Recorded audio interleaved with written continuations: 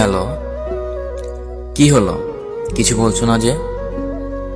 কিছু না, আসলে এতদিন পর এই নাম্বার থেকে ফোন আশা করিনি, তাই বুঝতে পারছি না যে কি বলবো। কয়েকদিন থেকেই তোমার কথা খুব মনে পড়ছিল, কিন্তু ফোন করার মতো ঠিক সাহস পাচ্ছিলাম না। কাল থেকে তোমার ভয়েসটা শোনার খুব ইচ্ছে করছিল, তাই সাহস করে ফোনটা করলাম। কেমন আছো তুমি? কণ্ঠ শোনার কি আছে?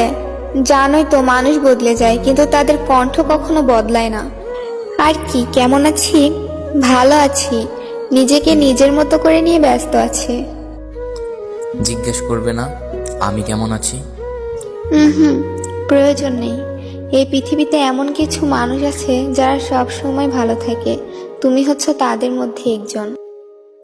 আমার কথা কি মনে পড়েনি তোমার? হ্যাঁ, মনে পড়েছে, অনেক মনে পড়েছে। যখন দিনের পর দিন না খেয়ে থাকতাম তখন মনে পড়তো তুমি ঠিক মতো খাচ্ছ তো।